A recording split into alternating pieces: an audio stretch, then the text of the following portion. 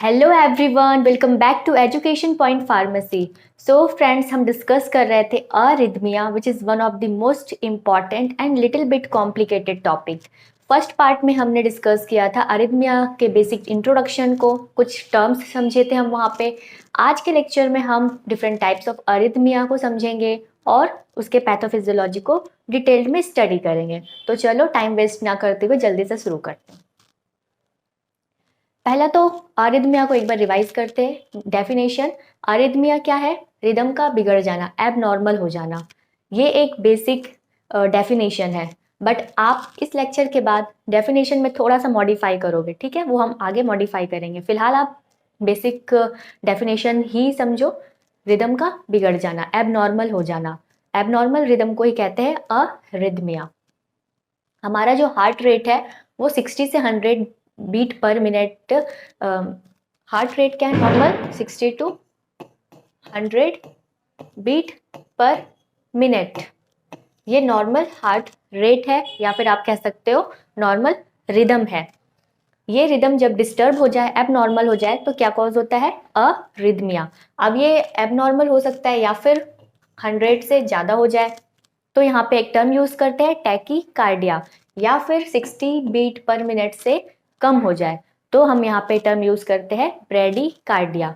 जब heart rate 100 से ज़्यादा हो जाए टैकीकार्डिया, जब हार्ट रेट 60 से कम हो जाए ब्रेडीकार्डिया। टैकीकार्डिया होने का 3 मोस्ट कॉमन रीजन है।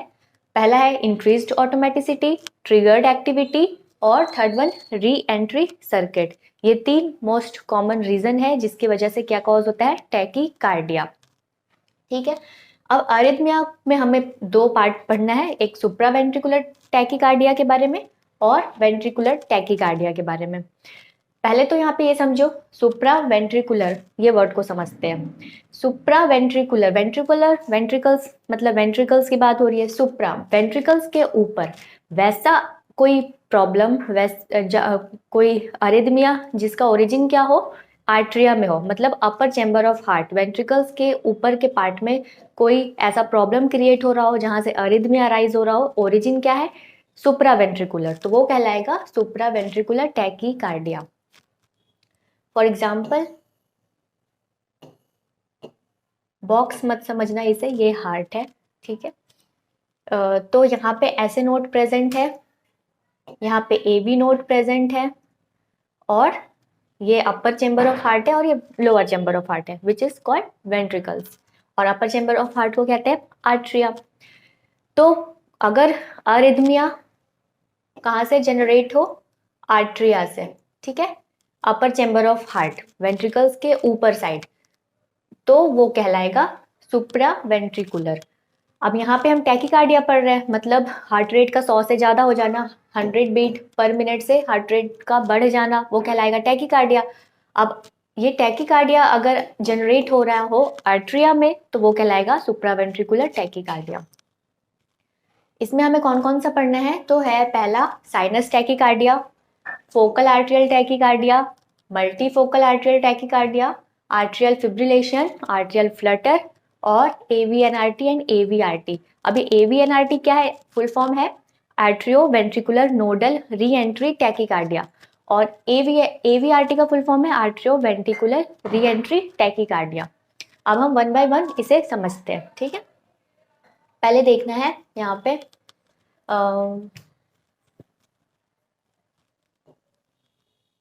एक बार फिर से बॉक्स बना लेते हैं। ये बॉक्स नहीं है, हार्ट है, ओके? साइनस टैकीकार्डिया मतलब ऐसे नोड में प्रॉब्लम है। ऐसे नोड को बोलते हैं हम साइनोएट्रियल नोड। ये एक ऑटोमेटिक काम करने वाला मशीन है, सेल है, जो कि प्रेजेंट है हमारे हार्ट में। कहाँ पे? आर्ट्रिया में प्रेजेंट है, राइट साइड में, ठीक है? अगर यहाँ पे कोई प्रॉब्लम हो ऐसे नोड में, जिसके वजह से क्या हो जाए? Increased automaticity. ऐसे नोड क्या है? एक ऑटोमेटिक काम करने वाला मशीन है। ऑटोमेटिक यहाँ पे नॉर्मल हार्ट रेट सेट है 60 से 100 बीट पर मिनट। ये ऑटोमेटिकली सेट है ऐसे नोड के द्वारा, ठीक है? अब अगर ऐसे नोड की एक्टिविटी इंक्रीज्ड हो जाए या इनहेंस्ड हो जाए, इसकी ऑटोमेटिसिटी इन्हेंस्ड हो जाए। इन्हेंस्ड होने का कारण क्या हो सकता है? कोई ड्रग मेडिकेशंस के कारण हो सकता है, या फिर सिंपैथेटिक नर्वस सिस्टम काफ़ी ज़्यादा स्टिमुलेट हो जाए, जिसके कारण क्या हो, ऐसे नोड की एक्टिविटी बढ़ जाए। अब सिंपैथेटिक नर्वस सिस्टम क्या है? सिंपैथेटिक नर्वस सिस्टम ये एक्टिवेट होता है फाइट एंड फ्लाइट कंडीशन में। जब हम वर्कआउट कर रहे हैं, एक्सरसाइज कर रहे हैं, या फिर डर रहे हो, भाग रहे हो, लड़ाई कर रहे हो, तो उस टाइम पे ये एक्टिवेट होता है। ये जब एक्टिवेट होता है तो रिलीज करता है इपिनेफ्रिन, नॉर इपिनेफ्रिन हॉर्मोन्स, या फिर इसे एड्रेनलिन, नॉर एड्रेनलिन के नाम से भी जानते हैं।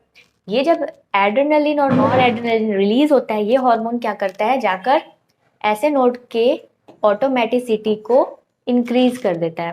ऑटोमेटिसिटी को इंक्रीज कर देता है कौन? एड्रेनलिन, नॉर एड्रेनलिन, जो कि रिलीज कब हुआ? जब सिंपैथेटिक नर्वस सिस्टम एक्टिवेट हुआ। जब ऑटोमेटिसिटी इंक्रीज होता है तो ऐसे नोड से जो फायरिंग हो रही है, इंपल्स जनरेशन हो रहा है, वो भी क्या होता है, बढ़ जाता है। ठीक है, इंपल्स ज़्यादा जनरेट होने लगता है, फायरिंग इंक्रीज, जिसके कारण क्या होता है, हार्ट रेट क्या हो जाता है, 100 बीट पर मिनट से ज़्यादा। और क्या कॉज होता है? टैकीकार्डिया। अब ये प्रॉब्लम ऐसे नोड से शुरू हुआ है, that's why it's called sinus tachycardia. और ये सुप्रावेंट्रिकुलर इसलिए है क्योंकि ये प्रॉब्लम एट्रिया से अराइज है, अपर चैम्बर ऑफ हार्ट से अराइज है।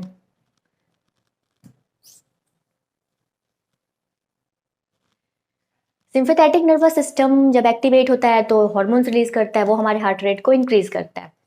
और जब हम रेस्ट और डाइजेस्ट कंडीशन में होते हैं, आराम कर रहे होते हैं, उस टाइम पे पैरासिम्पैथेटिक एक्टिवेट होता है और वो एसिटाइलकोलिन रिलीज करता है, जिसके कारण हमारा हार्ट रेट क्या होता है, स्लो डाउन होता है। ये एक नॉर्मल फेनोमेना है, ये हमारे बॉडी में नॉर्मली काम करता है ताकि जो हार्ट रेट है वो बैलेंस्ड रहे। बट ये बैलेंस बिगड़ जाता है कभी कभी, मतलब एब नॉर्मल हो जाता है, जिसके कारण क्या कॉज होता है, अरिथमिया। मतलब जरूरत से ज्यादा सिंपैथेटिक नर्वस सिस्टम एक्टिवेट हो जाए, वो ऐसे नोड की एक्टिविटी को क्या कर दे, इंक्रीज कर दे, तो क्या कॉज होगा, टैकीकार्डिया। अगर वहीं पैरासिम्पैथेटिक एक्टिवेट ज्यादा हो जाए, एसिटाइलकोलिन रिलीज ज्यादा हो, तो वो क्या करेगा, ऐसे नोड की एक्टिविटी को डिक्रीज करेगा, मतलब डिक्रीज्ड ऑटोमेटिसिटी, जिसके कारण क्या होगा, ऐसे नोड से फायरिंग कम, हार्ट रेट कम। काफी ज्यादा अगर फायरिंग कम हो जाए तो हार्ट रेट काफी ज्यादा स्लो हो जाए, तो क्या कॉज करता है, ब्रेडीकार्डिया। ठीक है, अब हम सेकंड समझते हैं, फोकल आर्टरियल टैकीकार्डिया क्या है।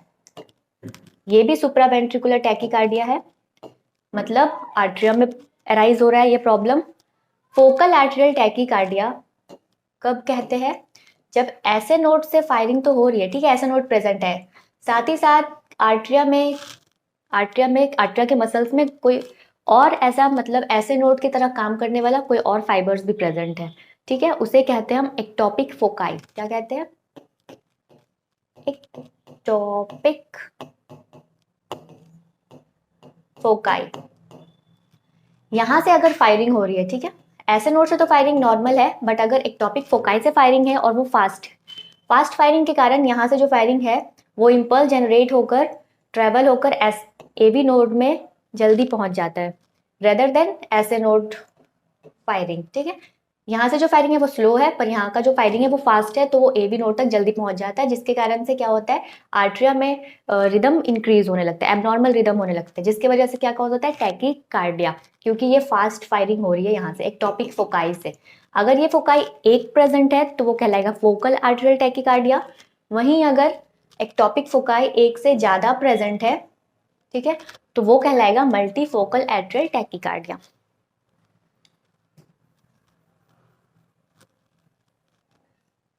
ये कंप्लीट आर्टरियल फाइब्रिलेशन और फ्लटर को हम आगे के स्लाइड्स में समझेंगे। अब हम समझते हैं इन दोनों को, एवीएनआरटी और एवीआरटी को, atrioventricular nodal reentry tachycardia and atrioventricular reentry tachycardia को। इंक्रीज्ड ऑटोमेटिसिटी के कारण क्या हो रहा था, साइनस टैकीकार्डिया, वहीं अगर डिक्रीज्ड ऑटोमेटिसिटी हो जाए तो ब्रेडीकार्डिया कॉज होता है। फोकल आर्टरियल और मल्टीफोकल का कारण क्या था, एक टॉपिक फोकाई प्रेजेंट होने के कारण। अगर एक प्रेजेंट है तो वो फोकल आर्टरियल, अगर मेनी फोकाई प्रेजेंट है, मतलब वन, मोर देन वन, तो वो कहलाएगा multifocal arterial tachycardia.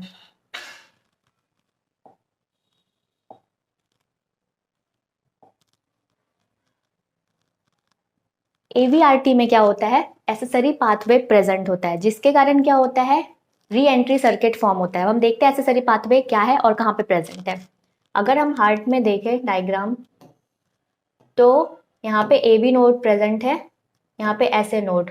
Normal conduction system कैसा होना चाहिए, ऐसे नोड से फायरिंग हो, ए बी नोड तक आए, यहाँ से फिर बंडल ऑफ हिस और बंडल ब्रांच, देन फिर परकिंजी फाइबर्स में होकर वो वेंट्रिकल्स को कॉन्ट्रैक्ट करे और फिर इम्पल्स टर्मिनेट हो जाए, वहाँ पे खत्म हो जाए। नॉर्मल कंडक्शन सिस्टम ऐसा होना चाहिए। बट कुछ पर्सन में क्या होता है, एवीआरटी वाले पेशेंट में क्या होता है, एबी नोड तो प्रेजेंट है, ऐसे नोड प्रेजेंट है, यहाँ पे एक राइट साइड या फिर लेफ्ट साइड कहीं पे भी हो सकता है ये प्रेजेंट। अगर एक और पाथवे प्रेजेंट है, एसेसरी पाथवे, एबी नोड के साथ साथ एक और यहाँ पे गेट कीपिंग का काम कर रहा है, गेट कीपर की तरह काम कर रहा है, वो भी अपने आप को क्या समझ रहा है, एबी नोड। बट यहाँ पे क्या होता है, एसेसरी पाथवे प्रेजेंट होने से क्या होता है, देखते हैं।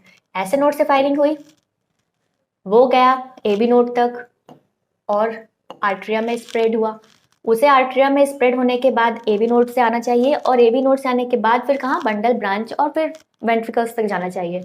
But due to presence of accessory pathway, ये क्या करता है, इम्पल्स यहाँ पे आ जाता है, और एसेसरी पाथवे प्रेजेंट होने के कारण ये एक होल की तरह काम करता है, और यहाँ पे ये इम्पल्स को ट्रेवल कर देता है, ट्रेवल डाउन वेंट्रिकल्स में इस तरीके से, ठीक है। और फिर ये वेंट्रिकल्स को कॉन्ट्रैक्ट करता है, कॉन्ट्रैक्ट करने के बाद इम्पल्स को यहाँ पे टर्मिनेट होना चाहिए था, बट ये नहीं हुआ, ये वापस से ए बी नोड में आ जाता है और फिर अगेन एंटर हो जाता है कहाँ पे, आर्ट्रिया में, ठीक है। अगर ये डायरेक्शन है, एसेसरी पाथवे से होकर ए बी नोड में जा रहा है, इस डायरेक्शन को कहेंगे हम एंटीड्रोमिक एवीआरटी। अगर ये डायरेक्शन है तो एंटीडोमिक एवीआरटी। अगर यहाँ पे इम्पल्स जनरेट हुआ, ए बी नोड में आया, ए बी नोड में आने के बाद यहाँ पे क्या प्रेजेंट है, accessory pathway. A V node में आने के बाद वो बंडल ऑफ हिस में गया, देन बंडल ब्रांच, और फिर इम्पल्स को क्या होना चाहिए था, टर्मिनेट होना चाहिए था, बट टर्मिनेट नहीं होता है क्योंकि यहाँ पे एसेसरी पाथवे है, तो वो इम्पल्स वापस से बैक हो जाता है कहाँ पे, आर्ट्रिया में। और आर्ट्रिया में क्या करता है, एबनॉर्मलिटीज क्रिएट करता है। आर्ट्रिया को क्या करता है, आर्ट्रिया के रिदम को बढ़ा देता है, कॉन्ट्रैक्शन को बढ़ा देता है। अगर ये मूवमेंट इस तरीके से ए बी से होकर एसेसरी पाथवे पे जा रहा है और फिर आर्ट्रिया में, तो ये मूवमेंट कहलाएगा ऑर्थोड्रोमिक एवीआरटी। ये मूवमेंट सही है क्योंकि ऐसे नोड से ए बी नोड होना चाहिए, फिर बंडल ब्रांच और फिर पर्किंजी फाइबर्स, तो ये मूवमेंट है सही, मतलब इम्पल्स डायरेक्शन क्या है, राइट है। अगर यहाँ पे हम देखें एंटीड्रोमिक में, तो इम्पल्स डायरेक्शन क्या है, अपोजिट है। ए बी नोड से ना होकर ये कहाँ से जा रहा है, एसेसरी फिर ए बी नोड। क्योंकि यहाँ पे इम्पल्स डायरेक्शन राइट है, तो इस वजह से क्या होता है, नॉर्मल क्यूआरएस कॉम्प्लेक्स देखने को मिलता है हमें। वहीं अगर हम यहाँ पे देखें एंटीड्रोमिक में, तो हमें कैसा क्यूआरएस मिलता है, wide QRS complex with delta wave. QRS wave के साथ क्या होता है, डेल्टा वेव प्रेजेंट होता है। जहां भी डेल्टा वेव दिखे आपको क्यूआरएस वेव के साथ, मतलब उस पेशेंट में एसेसरी पाथवे प्रेजेंट है, जिसके कारण क्या हो रहा है, री एंट्री सर्किट, और उसे क्या हो रहा है, री एंट्री टैकीकार्डिया। सेकेंड क्या डिफरेंस है ऑर्थोड्रोमिक और एंटीड्रोमिक में, तो ऑर्थोड्रोमिक एवीआरटी में क्या होता है, रेट्रोग्रेड पी वेव सीन, मतलब पी वेव कैसा देखने को मिलता है हमें, रेट्रोग्रेड। रेट्रोग्रेड का मतलब अपसाइड डाउन, जस्ट उल्टा। पी वेव कैसा होना चाहिए, एंटीड्रोमिक में अगर हम देखें, अगर मूवमेंट इस डायरेक्शन में हो, तो नॉर्मली क्या, P wave, Q R S, फिर टी वेव नॉर्मल है, ठीक है। इसमें एवीआरटी में क्या होता है, ऑर्थोड्रोमिक एवीआरटी में क्या होता है, retrograde P wave seen after Q R S. Q R S के बाद हमें क्या मिलता है, रेट्रोग्रेड पी वेव। मतलब आपको इस तरीके का ग्राफ देखने को मिलेगा, क्यू आर एस कॉम्प्लेक्स फिर पी वेव।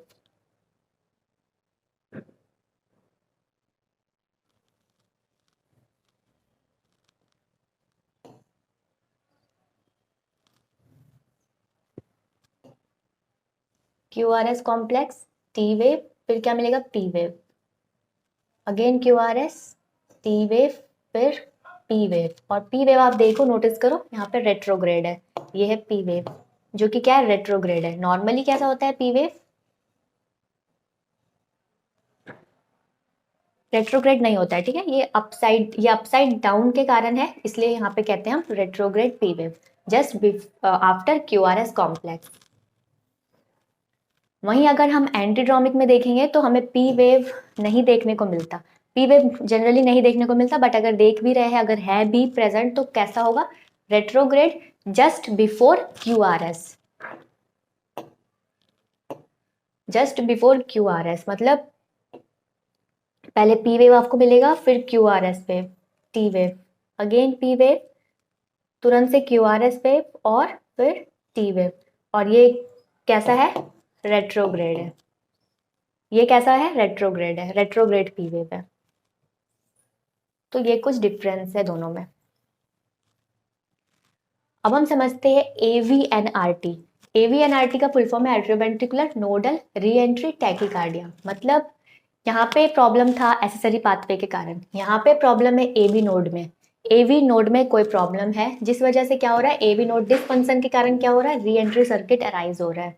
वहाँ पे एसेसरी पाथवे के कारण री एंट्री सर्किट अराइज हो रहा था, यहाँ पे AV नोड में कोई डिसफंक्शन है जिसके कारण क्या हो रहा है, री एंट्री सर्किट बन जा रहा है, और वो क्या क्रिएट कर रहा है, टैकीकार्डिया। ये जो प्रॉब्लम है ये सडन ऑनसेट एंड ये तुरंत एपिसोडली, मतलब एपिसोड में ये तुरंत से अराइज हुआ और फिर टर्मिनेट हो जाता है। जनरली फीमेल में ज़्यादा देखने को मिलता है as compare to male, but आज के डेट में अगर हम बात करें प्रेजेंट में, तो ऑलमोस्ट ये किसी भी एज ग्रुप को हो सकता है। यहाँ पे क्या होता है बेसिकली, समझते हैं हम।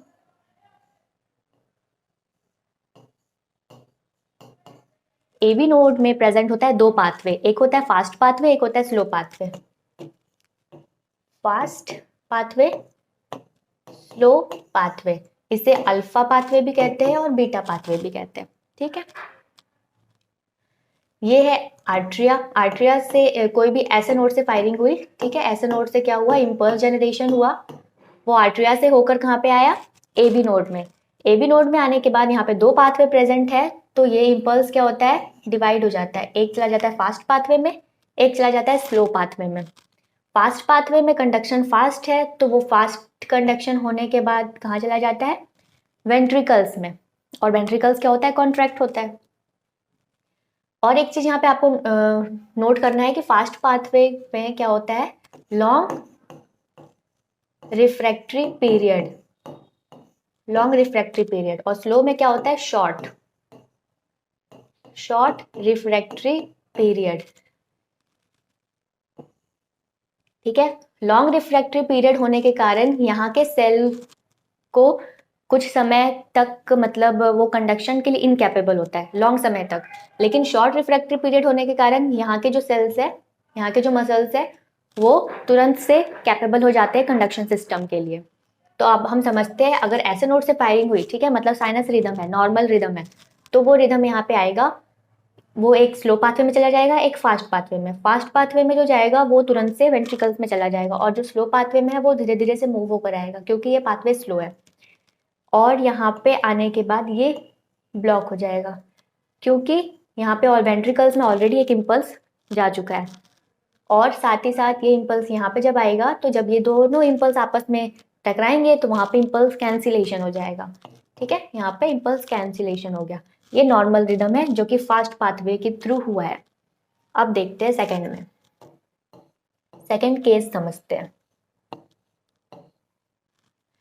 ये तो ऐसे नोड से हुआ फायरिंग। अब कोई firing for example ectopic foci से हुआ है, ठीक है, एबनॉर्मल फायरिंग कहाँ से हुआ है, एक्टोपिक फोकाई से हुआ है वो फायरिंग, ठीक है। ये फायरिंग आर्ट्रिया से हुआ, आर्ट्रिया में आया, देन फिर आर्ट्रिया में आने के बाद एबी नोड में पहुंचा, एबी नोड में आने के बाद वो क्या हुआ, फास्ट पाथवे की तरफ गया, और एक इम्पल्स डिवाइड होकर स्लो पाथवे की तरफ गया। क्योंकि यहाँ पे लॉन्ग रिफ्रैक्टरी पीरियड है, तो क्या होता है, ये सेल कुछ समय के लिए ब्लॉक है, मतलब यहाँ पे अभी कोई कंडक्शन नहीं हो सकता, क्योंकि ये लॉन्ग रिफ्रैक्टरी पीरियड है, लॉन्ग रिफ्रैक्टरी पीरियड है फास्ट पाथवे में, तो यहाँ पे कोई कंडक्शन नहीं होगा। लेकिन कंडक्शन स्लो पाथवे में हो सकता है, क्योंकि ये शॉर्ट रिफ्रैक्टरी पीरियड है, तो यहाँ के जो सेल्स है वो कैपेबल है कंडक्शन के लिए, तो इम्पल्स क्या होगा, स्लो पाथवे में आ जाएगा, और स्लो पाथवे में मूव होने के बाद वो धीरे धीरे से मूव होगा नीचे की तरफ, और कहाँ जाएगा, वेंट्रिकल्स में। साथ ही साथ वो वेंट्रिकल्स में आते आते फिर वो कहाँ पे मूव होगा, फास्ट पाथवे में। जब तक यहाँ के जो सेल्स है वो आउट ऑफ रिफ्रैक्टरी हो चुके होंगे, मतलब अब ये कैपेबल है कंडक्शन सिस्टम के लिए। तो ये इम्पल्स यहाँ से मूव होकर कहाँ चला गया, फास्ट पाथवे में, और फास्ट पाथवे में जाने के बाद फिर ये किधर चला गया, वापस से एट्रियम में। ठीक है, ये इस तरीके से डायरेक्शन हो गया। ये नॉर्मल डायरेक्शन था, ये डायरेक्शन गलत है, मतलब एंटी, कैसा है डायरेक्शन, एंटीड्रोमिक है, एंटीड्रोमिक डायरेक्शन है, रॉन्ग डायरेक्शन है, जिसके कारण क्या हो रहा है, आर्ट्रिया में एबनॉर्मलिटीज बन रहा है, जिसके कारण क्या हो रहा है, टैकीकार्डिया। अब ये कंटिन्यूअस इस तरीके से फॉर्म होता रहेगा और एक सर्किट बना लेगा, सर्किट लूप, जिसके कारण क्या कॉज होता है, टैकीकार्डिया। ये एक रीजन हो सकता है जब फायरिंग एक्टोपिक फोकाई से हो, मतलब प्री मैच्योर बीट हो। दूसरा रीजन ये भी हो सकता है कि एवी नोड में फॉर एग्जांपल फास्ट पाथवे में कोई ब्लॉक है जो कि कैसा है, यूनिडायरेक्शनल,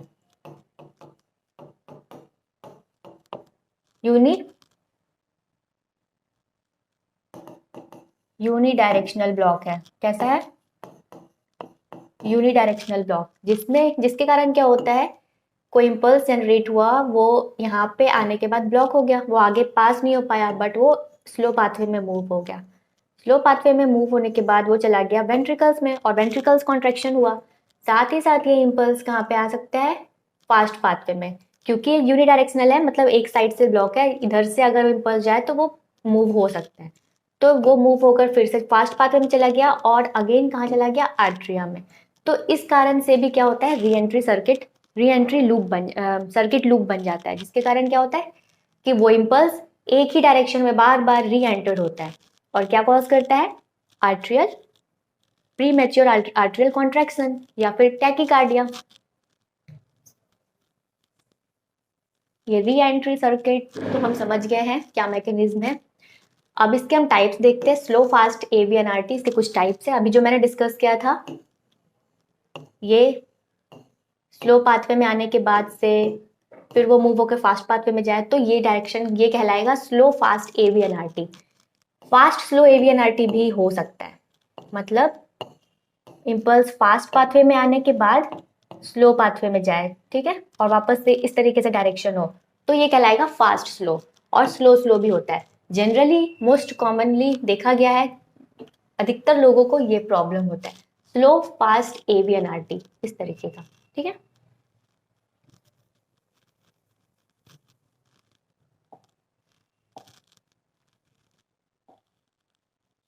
अब हम आर्टियल फिब्रिलेशन और आर्टियल फ्लटर को समझते हैं, इन दोनों में डिफरेंस देखते हैं। तो आर्टियल फिब्रिलेशन में क्या होता है, हार्ट रेट काफ़ी ज़्यादा बढ़ जाता है, 150 से काफ़ी ज़्यादा हो जाता है।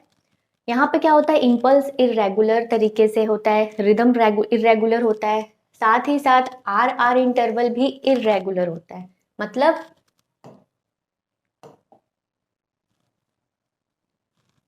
मतलब कैसा,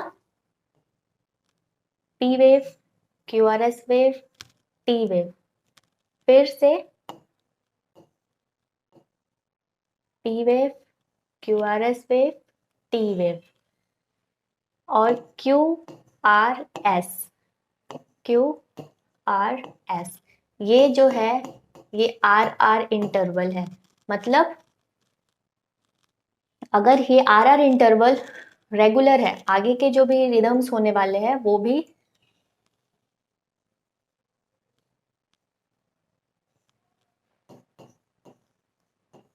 ये रेगुलर हो, मतलब फाइन नॉर्मल है।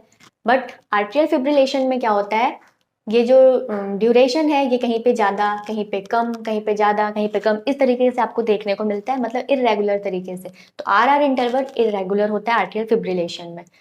आर्ट्रियल फिब्रिलेशन में ग्राफ देखोगे आप तो आपको पी वेव कहीं पे भी देखने को नहीं मिलेगा, पी वेव दिखता ही नहीं है।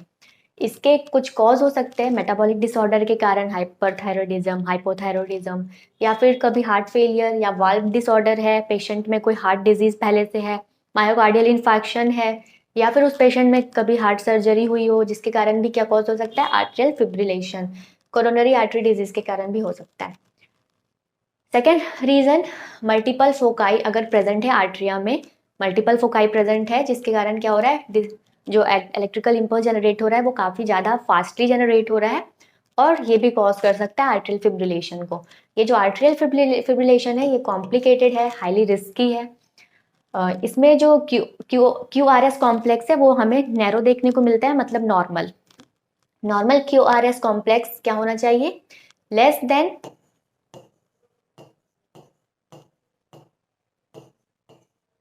0.02 सेकेंड से कम हो।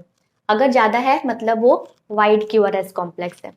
तो यहाँ पे फिब्रिलेशन में Q R S complex generally normal ही होता है, क्योंकि वेंट्रिकल्स में ऐसा कोई प्रॉब्लम नहीं होता, वेंट्रिकल सही से काम कर रहा होता है। प्रॉब्लम कहाँ पे है? आर्ट्रिया में। तो हमें पी वेव को जनरली देखना है, पी वेव को नोटिस करना है। यहाँ पे फिब्रिलेशन में हमें पी आर इंटरवल देखने को नहीं मिलता, ठीक है। पी से आर इंटरवल मतलब ये पी वेव है, पी से लेकर आर, ये आर है, यहाँ तक का इंटरवल हमें फिब्रिलेशन में देखने को नहीं मिलता। वहीं अगर हम आर्ट्रियल फ्लटर में देखें तो यहाँ पे रिदम रेगुलर होता है, ठीक है, but faster than normal. Normal rhythm से काफी ज्यादा high fast. R R interval यहाँ पे इरेगुलर था, बट यहाँ पे आपको रेगुलर इंटरवल देखने को मिलता है। आर आर जो इंटरवल है वो रेगुलर होता है। आर्ट्रियल यहाँ कुछ कॉज थे, इसमें भी कुछ कॉज है। आर्ट्रियल फ्लटर के कुछ कॉज है, like re entry circuit leading to flutter P wave. Atria में री एंट्री सर्किट प्रेजेंट है। अगर single re entry circuit present है तो वो कॉज करता है आर्ट्रियल फ्लटर। अगर मल्टीपल प्रेजेंट है तो वो कॉज कर सकता है फिब्रिलेशन को। अगर वो प्रेजेंट है नियर ट्राइकस्पिड वाल्व और बाइकस्पिड वाल्व, एक री एंट्री सर्किट, तो वो क्या कॉज करेगा? P wave, flutter P wave. और क्या करेगा? ये पी वेव रिप्रेजेंट करता है आर्ट्रिया के डीपोलराइजेशन को। मतलब पी वेव फ्लटर आपको देखने को मिल रहा है, मतलब कि जो आर्ट्रिया कॉन्ट्रैक्शन है वो प्रॉपर नहीं हो पा रहा है, वो फ्लटर हो रहा है, ठीक है। सिंगल री एंट्री सर्किट ये लेस कॉम्प्लिकेटेड है than atrial fibrillation. Q R S complex यहाँ पे जनरली नैरो ही होता है, नॉर्मल होता है। P R interval no P R interval.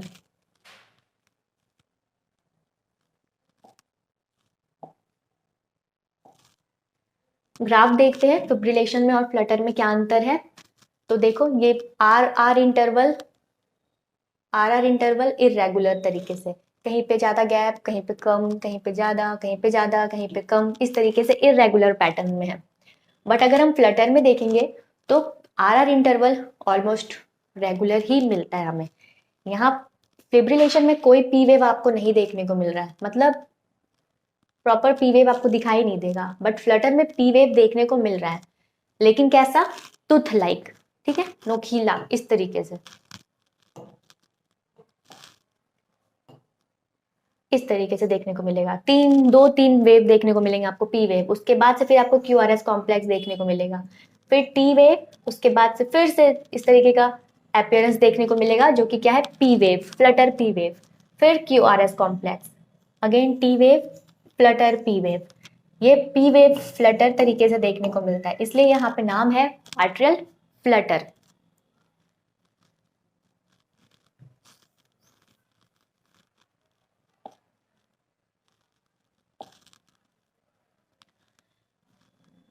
अगर हम ग्राफ देखें तो generally P wave, Q R S, T wave. P wave indicate करता है आर्ट्रियल कॉन्ट्रैक्शन को, क्यू आर एस इंडिकेट करता है वेंट्रिकल्स के कॉन्ट्रैक्शन को, और टी वेव इंडिकेट करता है वेंट्रिकल्स के रिलैक्सेशन को। पी से आर तक के गैप को कहते हैं हम पी आर इंटरवल, ठीक है। ये क्या है? P R interval. P R interval represent करता है time between atrial depolarization and ventricular depolarization. Atrial depolarization और वेंट्रिकुलर डीपोलराइजेशन के बीच कितना समय लगा, ये इंडिकेट करता है P R interval. Q T interval अब हम देखते हैं, क्यू से लेकर टी तक, मतलब यहां से लेकर यहां तक। क्यू जहां से शुरू हुआ वहां से लेकर टी जहां पर एंड हुआ वहां तक के अगर हम गैप को देखेंगे तो वो कहलाएगा क्यू टी इंटरवल। ये रिप्रेजेंट करता है duration of ventricular depolarization to repolarization. मतलब Q R S wave represent किया वेंट्रिकल के कॉन्ट्रैक्शन को, टी वेव रिप्रेजेंट किया वेंट्रिकुलर के रिलैक्सेशन को। एक बार वेंट्रिकुलर कॉन्ट्रैक्ट हुआ, देन फिर वो रिलैक्स हुआ, कॉन्ट्रैक्शन और रिलैक्सेशन के बीच का टाइम ड्यूरेशन को रिप्रेजेंट करता है QT इंटरवल। समझ गए यहाँ तक? RR इंटरवल रिप्रेजेंट करता है, मतलब यहाँ पे बना लेते हैं एक T वेव, फिर P wave, QRS, T wave, again P wave, QRS, T wave, ये फिर यहाँ से यहाँ का जो गैप है ये RR इंटरवल है। ये RR इंटरवल अगर इक्वल है, मतलब रेगुलर तरीके से है, ये RR इंटरवल इरेगुलर भी हो सकता है, जैसे हमने देखा था आर्टियल फिब्रिलेशन में, और आर्टियल फ्लटर में क्या था, RR इंटरवल रेगुलर था। अगर ये RR इंटरवल की हम बात करें तो ये क्या रिप्रेजेंट करता है, duration between each cardiac cycle. Each cardiac cycle में कितना टाइम ड्यूरेशन लग रहा है वो रिप्रेजेंट करता है RR इंटरवल।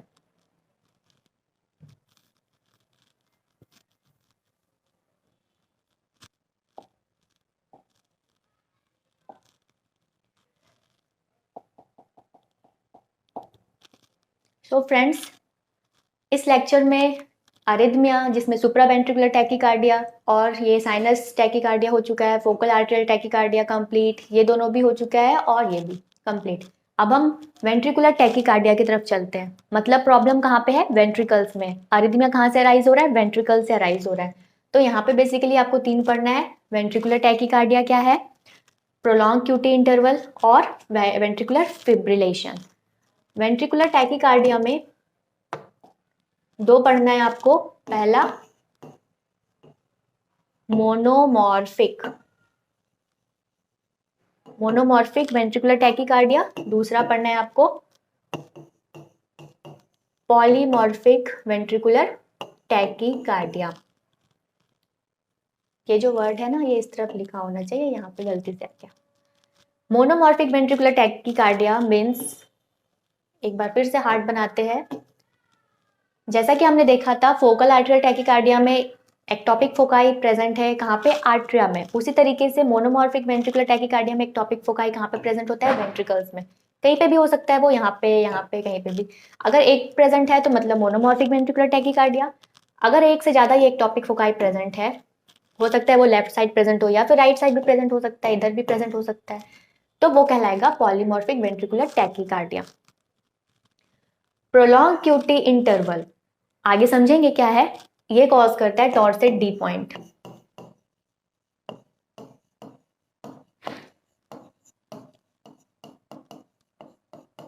टॉर्सेट डी पॉइंट मतलब, टॉर्सेट डी पॉइंट ये डिजीज है जो कि एक लाइफ थ्रेटनिंग डिजीज है। अगर क्रिएट हो तो पेशेंट को बचाना काफी मुश्किल हो जाता है। यहाँ पे क्या होता है, जनरली क्यूटी इंटरवल प्रोलॉन्ग हो जाता है, लॉन्ग क्यूटी इंटरवल। देन फिर हम पढ़ने वाले हैं वेंट्रिकुलर फिब्रिलेशन को। जैसे कि हमने आर्ट्रियल फिब्रिलेशन को देखा, वेंट्रिकुलर में भी फिब्रिलेशन होता है, तो वो कैसे होता है वो आगे देखते हैं।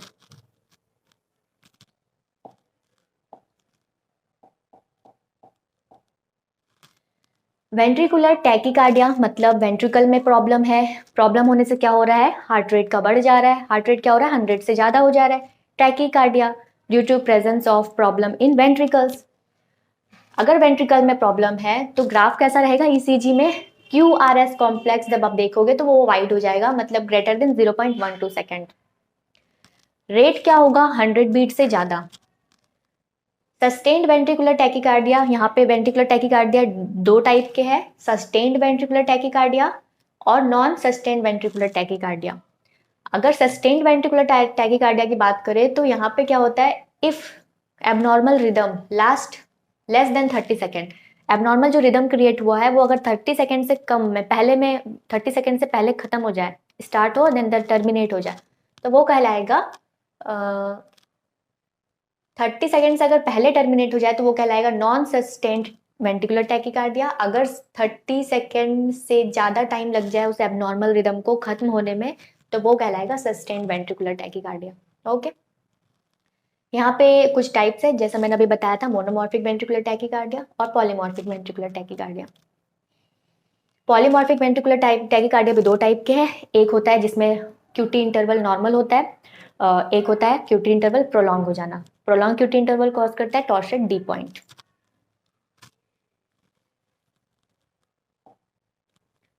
अब हम समझते हैं ट्रिगर्ड एक्टिविटी। जैसा कि हमने देखा था टैकीकार्डिया होने का 3 रीजन, इंक्रीज्ड ऑटोमेटिसिटी और री एंट्री सर्किट जो हम ऑलरेडी डिस्कस कर चुके हैं, और ट्रिगर्ड एक्टिविटी। तो अब हम यहाँ पे बात करने वाले ट्रिगर्ड एक्टिविटी के बारे में। यहाँ पे बेसिकली 2 टर्म यूज होता है, एक होता है अर्ली आफ्टर डीपोलराइजेशन, एक होता है delayed after depolarization. Early after depolarization और डिलेड आफ्टर डीपोलराइजेशन दोनों ही होने से क्या होता है, एक्टिविटी ट्रिगर्ड एक्टिविटी। और क्या कॉज होता है, टैकीकार्डिया या फिर tachyarrhythmia. Early after depolarization के कुछ कॉज है, जैसे कि इलेक्ट्रिकल इम्बैलेंस हो जाना फेज 3 में, लो पोटेशियम लेवल होना और हाई कैल्शियम या फिर सोडियम का लेवल बढ़ जाना, जिससे क्या होता है, इलेक्ट्रिकल इम्बैलेंस होता है। कहाँ पे, फेज 3 में। एक्शन पोटेंशियल याद करो, जब हम पढ़ाए थे वहां पे फेजेस कुछ पढ़े थे हमने, फेज 0, फेज 1, फेज 2, फेज 3। एक बार देखते हैं, रिवाइज करते हैं।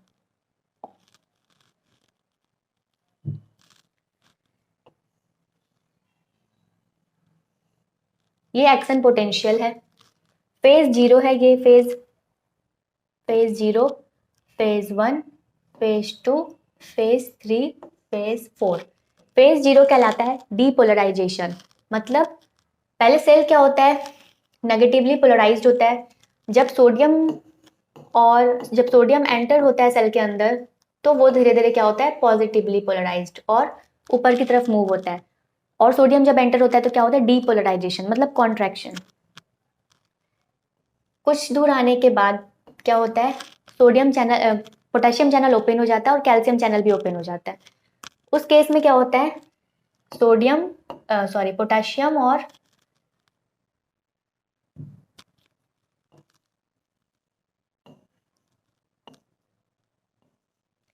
यहाँ पे क्या होता है, पोटेशियम इफ्लक्स, वो सेल के बाहर जाता है, और कैल्शियम सेल के अंदर। तो पोटेशियम सेल के बाहर जा रहा है और कैल्शियम सेल के अंदर। फेज 2 में आपको एक स्टेबल ग्राफ देखने को मिलता है जो कहलाता है प्लेटियो फेज, क्योंकि यहाँ पे जो मूवमेंट है वो बैलेंस्ड है। पॉजिटिव चार्ज आयन अगर मूव होकर बाहर जा रहा है तो पॉजिटिव चार्ज आयन मूव होकर अंदर भी आ रहा है, जिस वजह से क्या है, ग्राफ बैलेंस्ड है, प्लेटियो फेज। कुछ समय के बाद कैल्शियम चैनल बंद हो जाता है और कैल्शियम जो सेल के अंदर मूव हो रहा था वो स्टॉप हो जाता है, but potassium still move out of the cell. क्या होता है, फेज 3 में पोटेशियम स्टिल सेल के बाहर जाता है, जिसके कारण क्या होता है, पॉजिटिवली चार्ज जो सेल है वो वापस से क्या होता है, नीचे की तरफ आता है, नेगेटिवली पोलराइज्ड होता है, क्योंकि पॉजिटिव आयन मूव होकर बाहर जा रहा है सेल के बाहर, तो वो वापस से रीपोलराइज होता है। कब, फेज 3 में। बट अगर यहाँ पे पोटेशियम लेवल कम है, पोटेशियम लेवल कम होने से क्या क्या हो सकता है, जो सेल है वो रीपोलराइज नहीं हो पाता है प्रॉपर। और क्या है, साथ ही साथ high sodium and high calcium level. तो फिर क्या होता है, फेज 3 में वापस से डीपोलराइजेशन ग्राफ देखने को मिलता है हमें इस तरीके का। फेज 3 में due to low potassium and high calcium and sodium level, electrolyte imbalance के कारण फेज 3 में क्या हो गया, फिर से आपको डीपोलराइजेशन का ग्राफ मिल गया, रीपोलराइजेशन हो नहीं पाया प्रॉपर। समझ गए। इसका कुछ कारण सर्टेन ड्रग्स के कारण भी हो सकता है, टॉक्सिसिटी या साइड इफेक्ट के कारण। कुछ ड्रग्स जैसे कि एंटीबायोटिक कैलिथ्रोमाइसिन और एरिथ्रोमाइसिन, ये कुछ एंटीबायोटिक ड्रग है जिसके कारण होता है ये प्रॉब्लम अर्ली आफ्टर डीपोलराइजेशन। कुछ एंटी एरिथमिक ड्रग्स के कारण भी हो सकता है। ये अर्ली आफ्टर डीपोलराइजेशन होने से सेल क्या हुआ, रीपोलराइज नहीं हो पाया और ये वापस से क्या हो गया, डीपोलराइज हो गया, मतलब फिर से कॉन्ट्रैक्शन हो गया। वेंट्रिकल्स, फॉर एग्जाम्पल अगर हम यहाँ पे वेंट्रिकल सेल ले ले, तो वेंट्रिकल्स के सेल में कॉन्ट्रैक्शन हुआ, प्लेटियो फेज, फिर से उसे क्या होना चाहिए था, रीपोलराइजेशन होना चाहिए था और रिलैक्स होना चाहिए था। बट पोटेशियम लेवल कम होने के कारण और सोडियम और कैल्शियम लेवल ज्यादा होने के कारण सेल क्या हुआ, रीपोलराइज नहीं हुआ, रेस्टिंग स्टेट में नहीं गया, वो फिर से क्या हो गया, डीपोलराइज हो गया due to presence of potassium, sodium and calcium level. फिर से डीपोलराइज होने के कारण क्या हो गया, सेल रिलैक्स स्टेट में नहीं आ पाया। ओके, फिर ये क्या क्या कॉज कर सकता है, लॉन्ग क्यूटी इंटरवल, पोलराइजेशन हो नहीं पाया और वो फिर से क्या हो गया, कॉन्ट्रैक्शन हो गया, तो क्यूटी इंटरवल क्या हो गया, बढ़ गया। अभी आगे समझते हैं। डिलेड आफ्टर डीपोलराइजेशन के कुछ कॉज है, जैसे कि एस्कीमिया, अगर सेल में मायोकार्डियल इन्फेक्शन है या फिर इंजरी हुई हो, कभी कोई सर्जरी हुई है, जिससे क्या कॉज हो सकता है, डिलेड आफ्टर डीपोलराइजेशन। कुछ डिजीज ड्रग के कारण भी, जैसे डिजॉक्सिन टॉक्सिसिटी के कारण क्या होता है, कैल्शियम ओवरलोड है, बहुत ज़्यादा सेल में प्रेजेंट होने से कैल्शियम क्या होता है, delayed after depolarization. Sympathetic nervous system increase हो अगर, एड्रेनलिन नॉर एड्रेनलिन अगर ये ज़्यादा हो तो भी क्या कॉज हो सकता है, delayed after depolarization. Delayed after depolarization में क्या होता है, यहाँ पे प्रॉब्लम फेज 3 में था, वो प्रॉब्लम फेज 4 में होता है, मतलब रेस्टिंग स्टेट में आने से पहले रिपोलराइजेशन होने के बाद फिर से डीपोलराइजेशन ग्राफ मिलता है हमें इस तरीके का, तो वो कहलाएगा डिलेड आफ्टर डीपोलराइजेशन। ये कॉमनली देखा गया है वेंट्रिकुलर टैकीकार्डिया में, मल्टीफोकल आर्ट्रियल टैकीकार्डिया में और फोकल आर्ट्रियल टैकीकार्डिया में, ये डिजीज में देखा गया है delayed after depolarisation.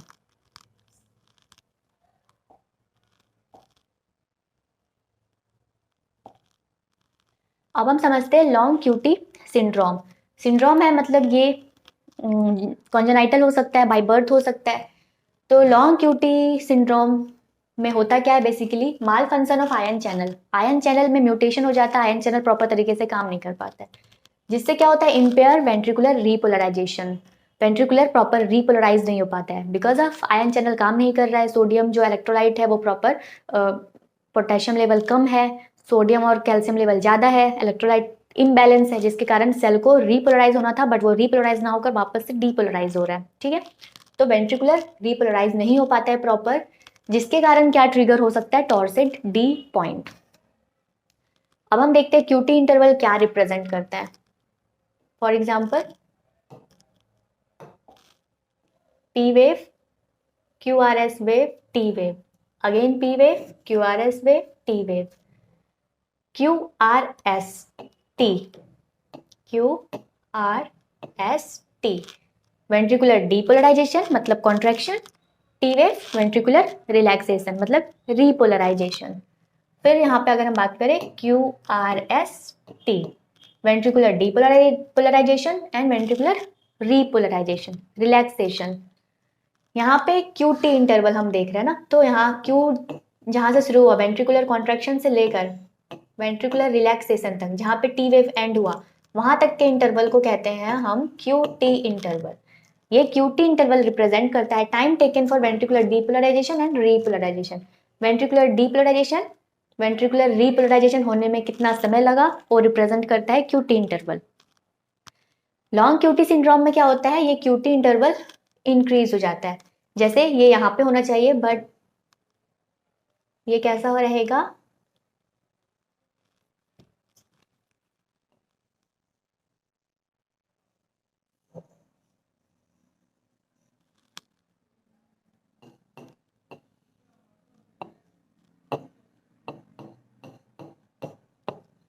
QT interval क्या हो गया, लॉन्ग। यहाँ से यहाँ तक अगर हम देखें तो क्यूटी इंटरवल क्या हो गया, लॉन्ग। यहाँ पे भी क्यू टी इंटरवल क्या हुआ है, लॉन्ग या फिर प्रोलॉन्ग। तो प्रोलॉन्ग होने से क्या हो रहा है, मतलब यहाँ पे वेंट्रिकुलर डीपोलराइजेशन और रिलैक्सेशन में काफी लंबा समय लग रहा है, वेंट्रिकल्स प्रॉपर रीपोलराइज नहीं हो पा रहा है।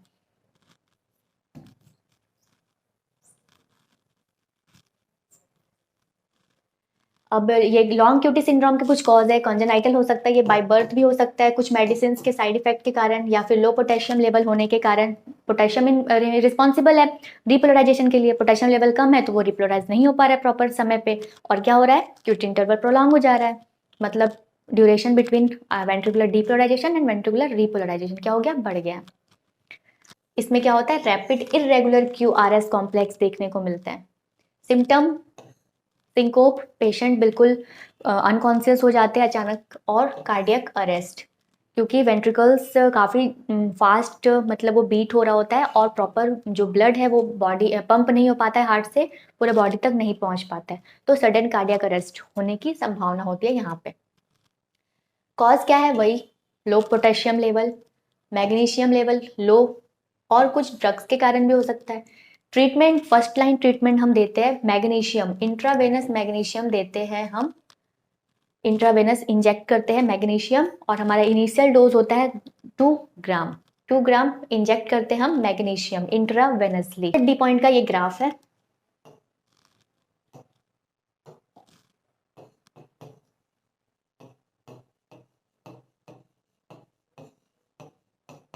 टॉर्सेट डी पॉइंट, इसे एक और टर्म यूज करते हैं हम, ट्विस्टिंग ऑफ पॉइंट्स। मतलब वेंट्रिकल्स रिलैक्सेशन नहीं हो पा रहा है, रिपोलराइज नहीं हो पा रहा है, और वेंट्रिकल्स क्या हो रहा है, अगेन एंड अगेन डीपोलराइज, मतलब कॉन्ट्रैक्ट करता जा रहा है। यहाँ पे कोई पी वेव आपको देखने को नहीं मिल रहा है, कोई पी आर वेव इंटरवल नहीं है, कोई टी इंटरवल नहीं है, बस सिर्फ और सिर्फ क्या देखने को मिल रहा है, इरेगुलर पैटर्न में वेंट्रिकुलर कॉन्ट्रैक्शन।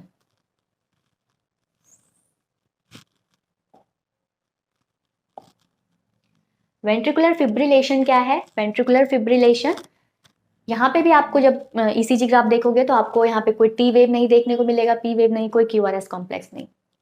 एबनॉर्मल फायरिंग हो अगर कहाँ पे, वेंट्रिकल्स में, तो क्या कॉज कर सकता है ये, वेंट्रिकुलर फिब्रिलेशन। हो सकता है वेंट्रिकल्स में एक एक्टोपिक फोकाई से ज़्यादा एक्टोपिक फोकाई प्रेजेंट हो, और री एंट्री सर्किट भी कई ज़्यादा अलग अलग पार्ट में वो मूव हो रहा हो, इलेक्ट्रिक सर्किट लूप बन जाए, उसके कारण भी क्या कॉज होता है, ventricular fibrillation.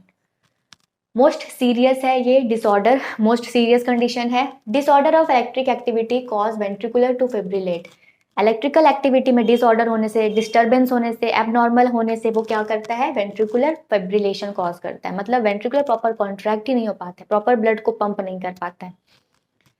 Prevent heart from pumping blood, ठीक है, वही है।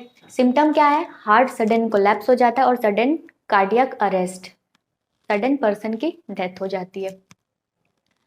यहाँ पे कॉज हो सकता है मायोकार्डियल इन्फ्रैक्शन, या फिर कोरोनरी आर्टरी डिजीज हो, या इलेक्ट्रोलाइट इम्बैलेंस हो सकता है, जैसे कि low potassium level, low magnesium level, hypoxia, certain drugs, कुछ ड्रग्स के कारण, या फिर सीवियर इन्फेक्शन हो अगर, तो भी वेंट्रिकुलर फिब्रिलेशन हो सकता है।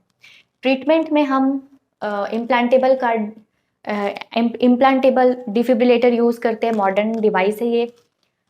साथ ही साथ अगर इमरजेंसी कंडीशन है तो हम सीपीआर भी देते हैं, डिफिब्रिलेशन देते हैं, जो कि एक डिवाइस है, इलेक्ट्रिक शॉक देने के लिए हम यूज़ करते हैं उसे, वापस इलेक्ट्रिक एक्टिविटी को नॉर्मल में लाने के लिए। और फिर कुछ मेडिकेशंस भी हम देते हैं इसे ट्रीट करने के लिए। मेडिकेशंस हम नेक्स्ट लेक्चर में देखेंगे, उसके क्लासिफिकेशंस और मैकेनिज्म ऑफ एक्शन को। आज के लिए इतना ही। Have a good day.